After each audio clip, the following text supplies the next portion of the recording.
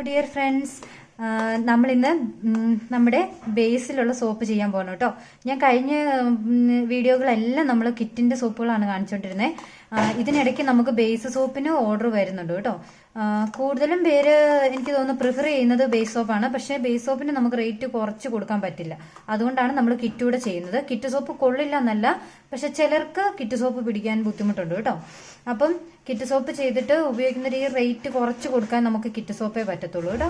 അപ്പം നമ്മുടെ glycerin 500 gram base ആണ് ഈ എടുത്തേക്കുന്നത്. അപ്പൊ നമുക്ക് ഓർഡർ വന്നേക്കുന്നതാണ് രക്തചന്ദനത്തിന്റെ സോപ്പും പിന്നെ നീമിന്റെ സോപ്പും. രണ്ടും നമ്മുടെ മുഖക്കുരുവായിട്ട് ബന്ധപ്പെട്ട് പാടുകളൊക്കെ മാറാൻ വേണ്ടിയിട്ട് യൂസ് ചെയ്യുന്നതാണ് കേട്ടോ. അപ്പൊ നമ്മൾ നമ്മുടെ ഗ്ലിസറിൻ ആഡ് ചെയ്ത് കൊടുക്കുവാണ്. ആദ്യം ഗ്ലിസറിൻ ആഡ് ചെയ്ത് കൊടുക്കുന്നു. പിന്നെ അതിന്റെ കൂട്ടത്തിൽ നമ്മൾ വൈറ്റമിനിയുടെ ഡ്രോപ്സ്, അതായത് 5 സോപ്പിനുള്ളതാണ് ചെയ്യുന്നത്. അപ്പം 3, 4, 5, 6 ഡ്രോപ്പോളം ഒഴിച്ചിട്ടുണ്ട് കേട്ടോ. അപ്പം അത്രയും നമ്മൾ ഒഴിച്ചു. ഇനി റോസ് വാട്ടർ വേണ്ടവർക്ക് ചേർത്ത് കൊടുക്കാം, നിർബന്ധമില്ല റോസ് വാട്ടർ വേണമെന്ന്. ഓരോരുത്തരുടെ ഇഷ്ടമാണേ. അപ്പം റോസ് വാട്ടർ വേണ്ടവർക്ക് ചേർത്ത് കൊടുക്കാം. ഞാനൊരു ശകലം ആഡ് ചെയ്യുന്നുണ്ട്. പിന്നെ ഇത് നമ്മുടെ നീമിന്റെ സോപ്പാണ് ചെയ്യുന്നതെന്ന് പറഞ്ഞല്ലോ. അപ്പൊ നമ്മുടെ നീമിന്റെ പൗഡർ ഒരു 10-15 ഗ്രാമോളം ഞാൻ എടുത്തിട്ടുണ്ട് കേട്ടോ. ഇത് നീമിന്റെ സോപ്പിന്റെ പൗഡർ ഇച്ചിരി കുറഞ്ഞാലും കുഴപ്പമില്ല, കാരണം ഒത്തിരി പൗഡർ ആയാലും നമുക്ക് സുഖമില്ല കേട്ടോ.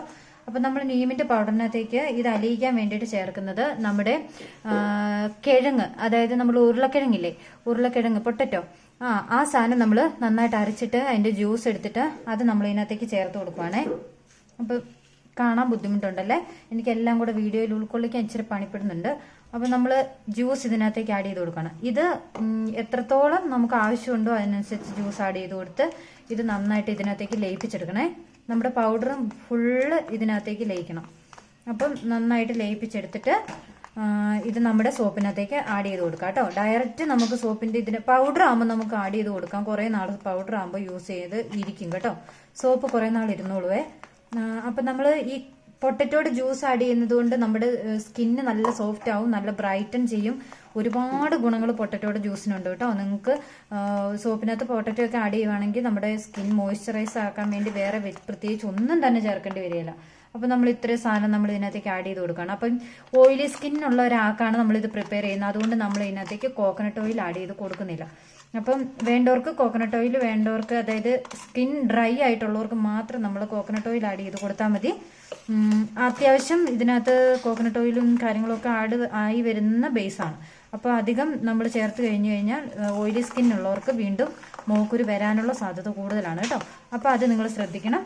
പിന്നെ നമ്മൾ ഇനി അവസാനമായിട്ട് നമുക്ക് ചേർക്കേണ്ടത് നമ്മുടെ സ്മെല്ലാണ് കേട്ടോ. സ്മെല്ല് നമ്മളൊരു 15 മില്ലിയോളം ഞാൻ സ്മെല്ല് ആഡ് ചെയ്യുന്നുണ്ട്. ഇപ്പം 15 മില്ലിയോളം എടുക്കുന്നുണ്ട്. അപ്പം സ്മെല്ല് നമ്മൾ ആഡ് ചെയ്തിട്ടുണ്ട്.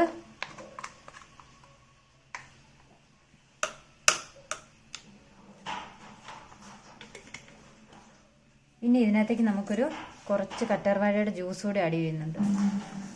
അത്ര മതി കേട്ടോ. അപ്പോൾ കറ്റാർവാഴയുടെ ജ്യൂസ് കൂടി ആഡ് ചെയ്ത് നല്ല രീതിയിൽ ഇളക്കി യോജിപ്പിച്ച് സ്മെല്ലും സെറ്റായിട്ട് നമ്മൾ മോൾഡിലേക്ക് മാറ്റുവാണേ.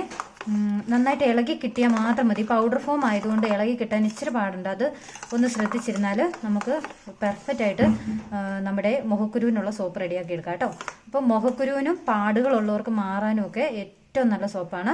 അപ്പം നിങ്ങൾക്ക് കറുത്ത കൂട്ട് കുത്തുള്ളവർ അല്ലെങ്കിൽ മുഖത്തുണ്ടാകുന്ന എന്ത് പാടുകൾക്കും ഈ ഒരു സോപ്പ് യൂസ് ചെയ്താൽ നിങ്ങൾക്ക് റിസൾട്ട് ഉണ്ടായിരിക്കും.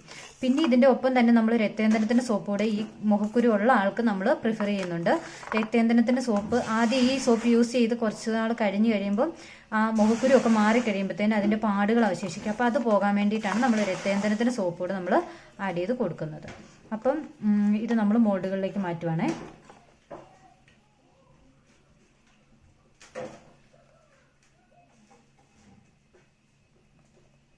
100 ഗ്രാമിന്റെ സോപ്പാണ് ചെയ്യുന്നത് കേട്ടോ.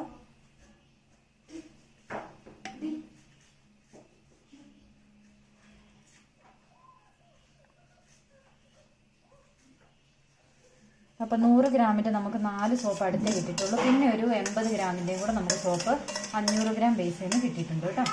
അപ്പോൾ ഇത്രയാണ് നമുക്ക് ഇതിൽ നിന്ന് സോപ്പ് കിട്ടിയിരുന്നത്. അടുത്തത് അപ്പം നമ്മൾ സോപ്പിൻ്റെ ഇത് റെഡി ആയിട്ടുണ്ട് കേട്ടോ. അപ്പോൾ ഇനി വേറൊരു വീഡിയോ ആയിട്ട് കാണുന്നവരെ ടാറ്റ ബൈ ബൈ.